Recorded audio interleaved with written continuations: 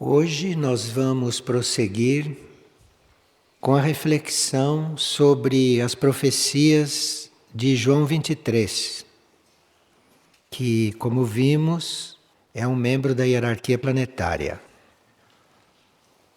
João 23 é daquele grupo de seres que, mesmo tendo um trabalho externo intenso quando estão encarnados, mesmo não tendo momentos livres, eles sabem reservar horas para se colocarem diante do governo interno do mundo, numa atitude, hora de oração, hora de contemplação e hora de reflexão profunda. E esses seres que fabricam o tempo para ficar horas neste trabalho, estes seres mantêm certa intimidade com este governo interno.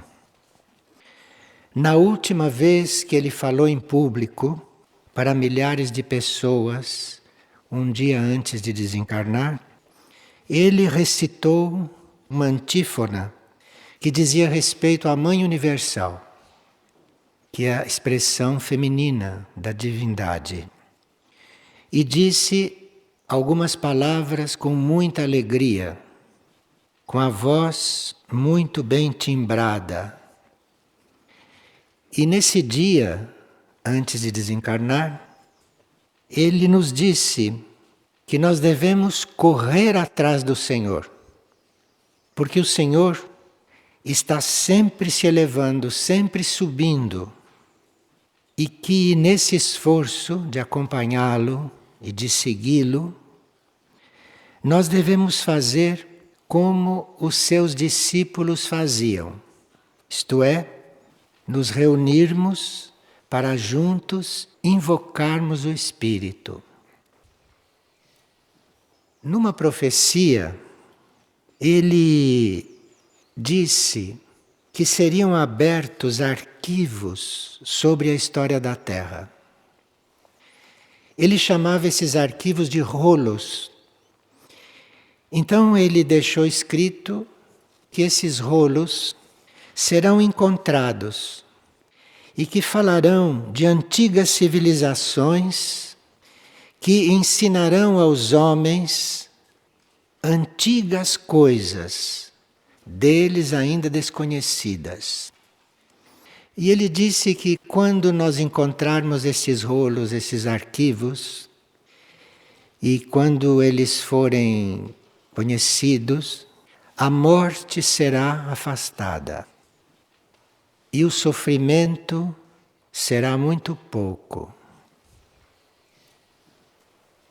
E ele disse que as coisas da terra, por meio desses rolos que se encontrará, falarão aos homens das coisas do céu. E que um dia esses arquivos serão abertos. Bem, outra coisa inusitada que ele disse é que o tempo não é esse que nós conhecemos. E que nós somos nós mesmos, mas o tempo nos confunde. E que há um tempo no qual se descobre vidas, mundos, que o homem um dia conseguirá penetrar. Ele colocou nessa profecia uma frase muito pouco compreensível para nós. Ele disse: mas a luz que se aproxima é alguém que está morto e que retorna. Contatos com outros seres, outros mundos, gente que retorna. Isso subentende certas leis que não são muito comuns dentro da Igreja Católica.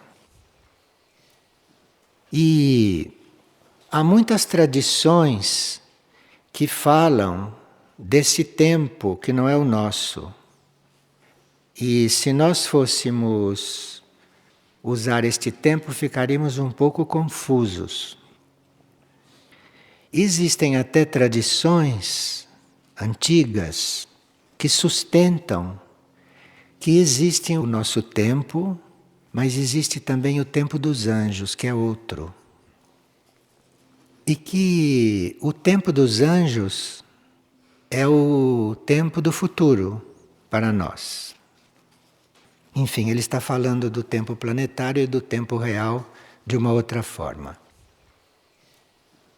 Ele diz a uma certa altura que os sinais desses novos tempos serão sempre mais numerosos e que as luzes no céu serão vermelhas, azuis, verdes, sempre velozes. Bem, essas cores provavelmente simbolizam naves, não? E cada cor é uma proveniência destas naves. Cada cor indica de onde elas provêm. Ele não estava falando de nave, mas disse que são luzes vermelhas, azuis e verdes. E ele disse que esses sinais aumentarão em número, que haverá muitos sinais destes. E ele disse que alguém vem de muito longe para encontrar o homem da terra. E que encontros já ocorreram. Mas quem viu verdadeiramente se calou, não falou nada. Depois ele comentou o que hoje se chama de voos espaciais. Ele diz que o homem exulta por essas conquistas, que deveriam ser apenas científicas. Mas ele, como profeta, aconselha cautela com isto. Cautela, e não deveremos nos alegrar muito por isso, porque essas conquistas espaciais dissimulam intenções bélicas com a colocação de armas na órbita terrestre. Ele não fala mais, só chega até aí, mas diz: é o mal que começa a conquistar o céu para golpear a terra. Aqui não se sabe se cortaram parte da profecia ou como foi, ou ele omitiu, mas evidentemente não está falando só dos nossos pobres satélites que estão girando por aí, não é? Mas está falando também de outras coisas que poderão surgir. Enfim, ele com esta frase um pouco oculta nos coloca interrogações. Vou repetir. É o mal que conquista o céu para golpear a terra. Ele não disse quando isto acontecerá, mas o tempo para ele era o tempo real misturado com o tempo planetário. Então, nas profecias, há coisas que já aconteceram, há coisas que estão acontecendo, que não aconteceram ainda, e ele põe todas juntas. Mas ele explica o seguinte, que agora, na realidade, a guerra está dentro do homem. Sim, ele acha que a gente não deve estar se preocupando muito com isso, porque isso são problemas da ciência ou de outras ciências que nós não conhecemos, mas que a guerra está dentro do homem. Então é conosco que ele está falando. E ele diz que não adianta se fazer exércitos, se armar os países para manter a paz, porque a guerra está em cada um, ali dentro. E que essas guerras externas, que fazem em nome da paz, que nelas todos saem derrotados. Mesmo quem ganha, sai derrotado. Porque a guerra não deveria existir. Numa certa profecia, ele fala sobre a América do Sul, citando a América do Sul.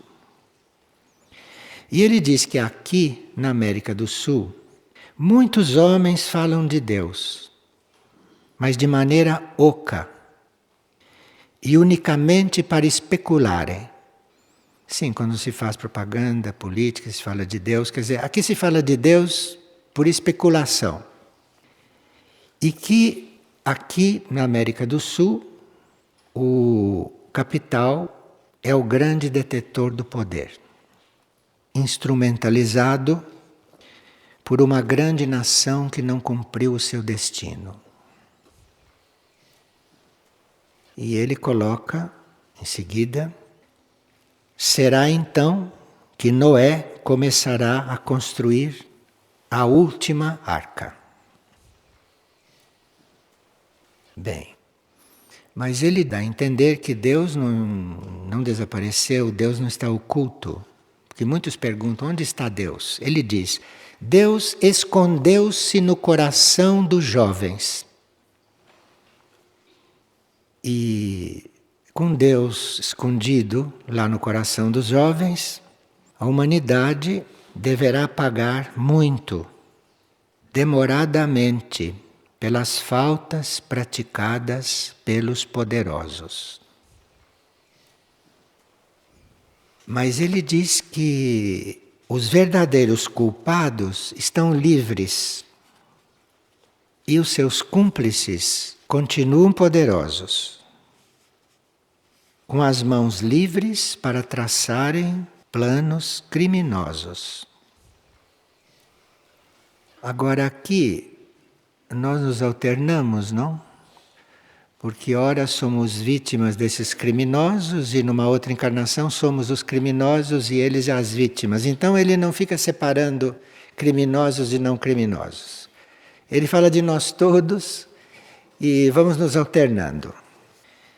E que os poderosos continuam soltos. Agora, ele diz que existe um jovem vindo do passado e que este trará as provas concretas de muitas teorias. E que esse personagem, esse jovem, se encontrará com o Papa.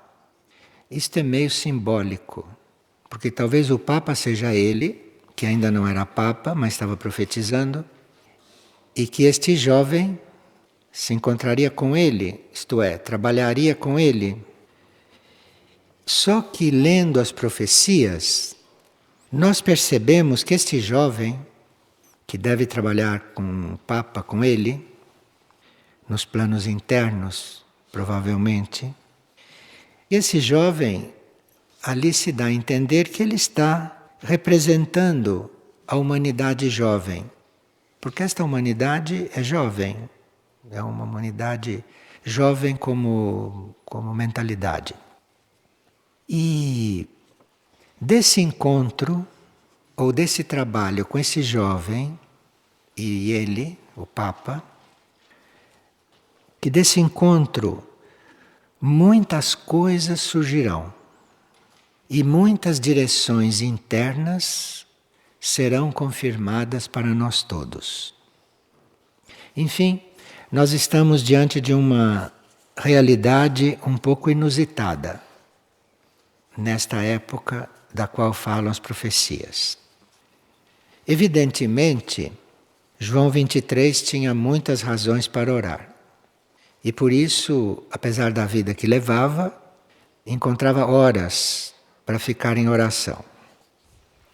E aqui, quando ele se dirigia à hierarquia planetária, que é o governo interno do mundo, ele sabia que a genuína energia do governo aqui neste planeta foi se retirando para níveis interiores, níveis internos. E que a energia do governo verdadeira foi se retirando, foi se recolhendo, e que cedeu lugar para forças terrestres muito densas, devido ao uso que a humanidade faz do livre-arbítrio. Porque é o livre-arbítrio da humanidade que mantém isto que está aí como governo. E pouco a pouco, no planeta, governo foi se tornando sinônimo de corrupção. Mas após a presente fase, se buscará um equilíbrio e alguns membros da humanidade poderão ficar permeáveis a impulsos do mundo interior. E que então o governo interno do mundo será mais conhecido. Isso não são palavras dele, mas nós estamos procurando compreender a quem ele se dirigia, como ele se dirigia e para quê. O verdadeiro governo de um planeta é interno e formado pela hierarquia espiritual. Portanto, o governo interno do planeta, não nos enganemos, hein? O governo interno do planeta alinha-se com processos universais e cósmicos. O governo interno do planeta não está cuidando de nós pessoalmente. É um iludido quem pensa ou percebe isto. Este governo interno está se alinhando conosco, inclusive, mas com propósitos universais ou com propósitos cósmicos, segundo aquilo que podemos suportar. E esse governo interno, ao qual ele se dirigia, esse governo interno considera a evolução no seu conjunto, na sua globalidade. E não apenas o que ocorre aqui nos níveis materiais. Então, quando nós oramos, ou quando nós contemplamos, ou quando nós temos algum contato, não fiquemos iludidos. Porque aquilo não está se referindo só aos níveis materiais, mas aquilo diz respeito a todos os níveis de consciência. Agora, ele nas suas interiorizações disse que Deus desencadeou a guerra da natureza para impedir a guerra dos homens. Isto é, segundo ele, Deus prefere que a terra se abra, que os vulcões peguem fogo, que aconteça tudo isso com a natureza, prefere que a natureza faça isso do que nós. Ele disse isto. Agora, muitas coisas ele falava até certo ponto, porque afinal de contas era um membro de uma coisa bem ortodoxa. Então, quando ele queria dizer certas coisas, ele escrevia no seu diário íntimo opinião de outros. Então, no seu diário íntimo, tem frases, tem afirmações que não são dele, mas que se ele usava é porque as fazia dele. E com isto puderam ser publicadas, porque não eram dele. E uma delas é a seguinte, que ele cita de um filósofo. Não é necessário falar muito para orar bem. Basta saber que Deus está diante de você. Abrir-lhe o coração e alegrar-se pela sua presença. Esta é a melhor oração. Você não precisa ficar falando muito. Ele colocou aqui o autor desta frase, Vianney, porque ele não podia dizer isto pessoalmente, não seria publicado. Vou repetir. Não é necessário falar muito para orar bem. Basta saber que Deus está diante de vós, abrir-lhe o coração e alegrar-se com a sua santa presença. Esta é a melhor oração. E outra coisa ele disse, quem não ora é semelhante a uma galinha ou a um peru que não podem voar e se tentam voar logo caem. Quem ora é como uma águia que pode até pairar nos ares e parece querer chegar ao sol. E parece que ele diz que a maneira de ser um bom orante é nós estarmos sempre nos considerando um principiante em oração. Jamais pensarmos que aprendemos a orar. A maneira de ser de um bom orante seria empenhar-se como um principiante. Cada vez que você começa a orar, você se considera um principiante. Aí você vai orar bem mesmo. No diário íntimo, ele escreve que nós temos que nos sustentar com prudência e sempre assistidos pela graça. Ninguém se sustenta sozinho. Nós temos que ser muito prudentes ao nos sustentarmos e temos que ser assistidos pela graça. E aí ele começa a dizer o que é um homem prudente. Porque nós temos que ser prudentes em tudo, inclusive na oração. E que um homem prudente é o que sabe calar uma parte da verdade que não seria oportuno manifestar. E quando a gente cala, quando nós ficamos calados com essa parte da verdade, que isto não prejudica a verdade, porque não a está falsificando. Muitas vezes nós acreditamos estar dizendo toda a verdade e nós estamos falsificando a verdade. Então, que dizer parte da verdade não é nada de errado. Você está poupando a verdade de ser falsificada. Quando não é oportuno manifestá-la, fique mesmo calado. Isto é o primeiro postulado da prudência. Agora, a pessoa prudente, num segundo tempo, é aquela que sabe atingir os bons fins que se propõe, escolhendo os meios mais eficazes. Então nós podemos atingir os fins de muitas maneiras, mas se nós formos prudentes, nós saberemos escolher o mais eficaz. Sendo prudente, você vai ser mais eficaz. Em vez de usar uma coisa, vai usar outra e aquilo é o melhor. E que, se formos prudentes, em relação a cada caso, a cada situação, sabemos prever e avaliar as dificuldades que vão surgir. Então saberemos escolher o caminho nos quais os perigos são menores. Mas, quando nós sabemos prever as dificuldades que vão acontecer, que os perigos serão menores. O outro ponto que quem é prudente tem sempre presente é que, quando nós nos propomos a um fim bom e nobre e grande, nós não devemos perdê-lo de vista. Não se pode perdê-lo de vista, porque começam a surgir muitos obstáculos para você ser bom, nobre e grande. Começam a surgir tantos obstáculos que, se você o perde de vista, você não chega aonde se propôs. Você não pode perder de vista um momento qual é a sua meta. Porque se você perder isto de vista, durante o salto dos obstáculos você vai perdendo a meta, vai esquecendo dela.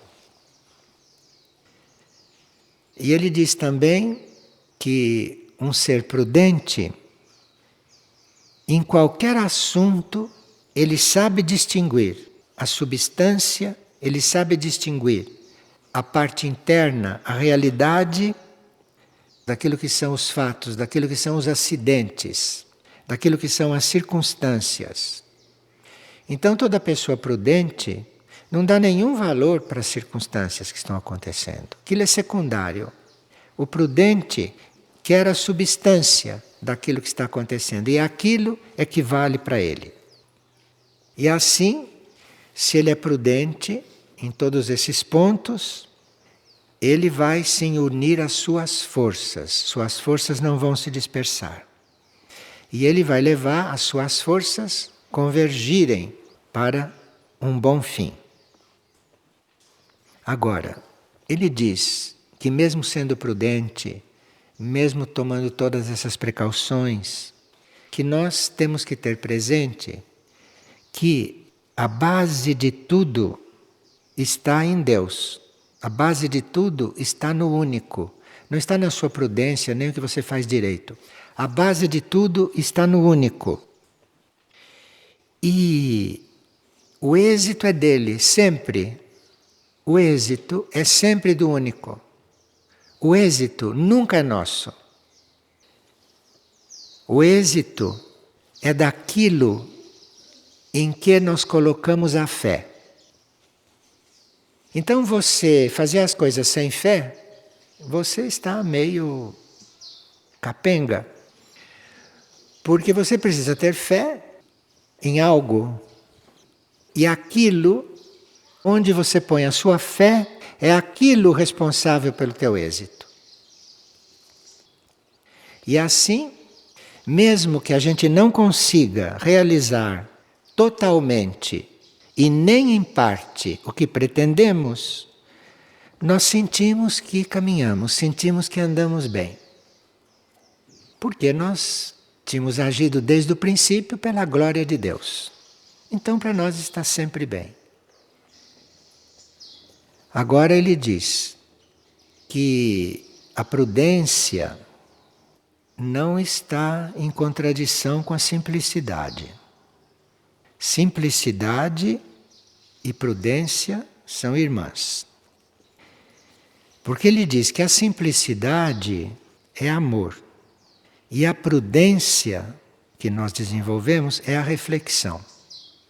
Então nós podemos desenvolver a prudência com a nossa reflexão, com o nosso trabalho, mas a simplicidade, a sua irmã, é o amor.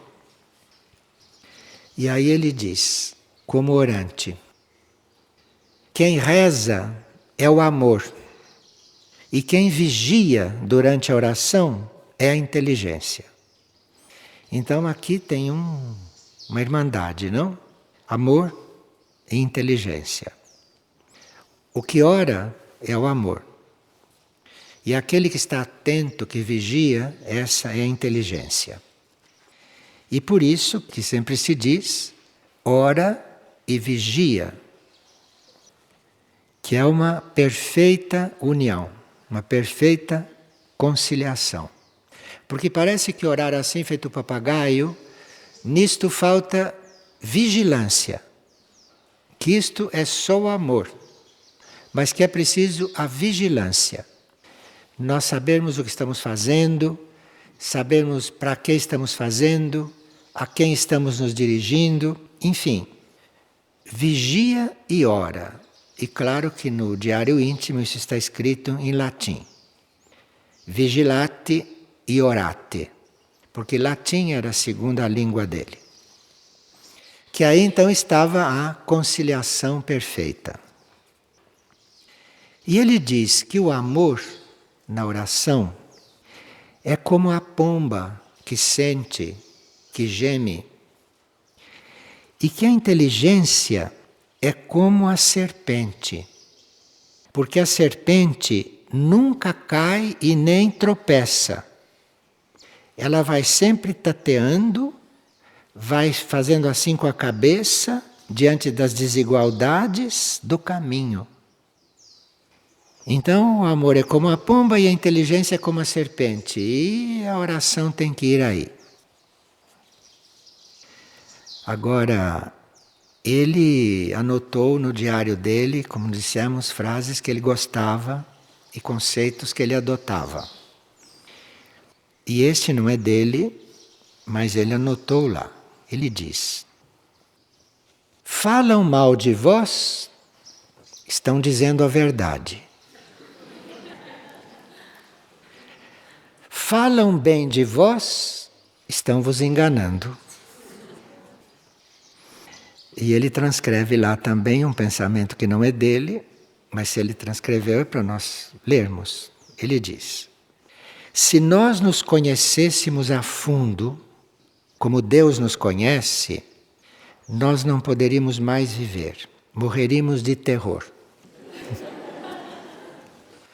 Mas o diário não é pesado. O diário é muito leve. E isso está misturado com tantas outras coisas que não vêm ao caso aqui. Isso são frases que um papa jamais poderia pronunciar, não é? Mas ele as colocou no diário íntimo usando o nome de quem as pronunciou. Então era muito prudente realmente. E assim tudo isso pode ser publicado, porque ele foi prudente. Oração, reflexão profunda, contemplação. São estágios do caminho. Oração, reflexão profunda, contemplação. E ressurreição no fim.